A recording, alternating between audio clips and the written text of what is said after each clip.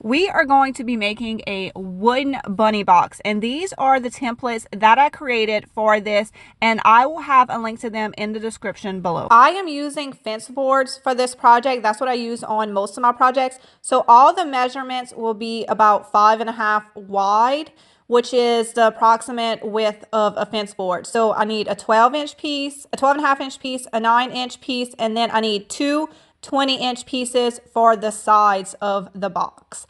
I'm going to take the measurements and cut the bottom after the rest of the box is put together. Now I'm going to take my templates and I'm going to trace out the pattern. I just bring my template all the way to the top of the board and trace it out. So if you wanted to make these boxes taller, you can. Just bring your template to the top. You can still use the same template.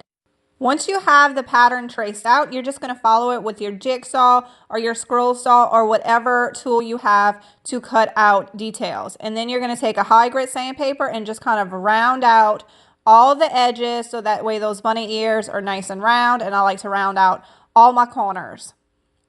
Now we're ready to put the box together. I like to put one nail and just put the box on top of my fence board and then draw out the two sides that need to be cut. Then I cut it on my miter saw and then my table saw. I think this is the easiest way to get the correct bottom if you wait till the box is all together and then measure the bottom piece.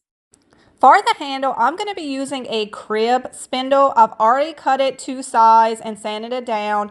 You want it to go all the way to the top of the butt of the rabbit and then go even on the other side where the head is. You could take out a level if you want. I just kind of eyeball it, look at all angles, make sure it's right. If you don't have a crib spindle, this is what I just held up, was a 5/8 dowel rod that you can get from Walmart. That would also work. And once I have it straight, I just use my brad nailer with the same tone, but still makes it look old and matte.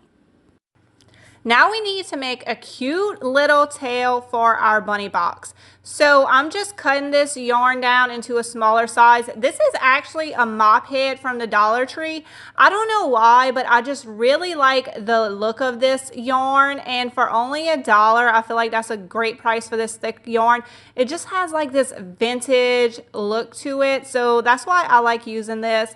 You're just gonna cut it down smaller, tie it up, and then I just kind of trim it into more of a circle, and you can actually open up some of these threads for even more texture if you want it. And then we're just going to hot glue it to our box for the cutest little bunny tail ever. It definitely goes with the rustic look of the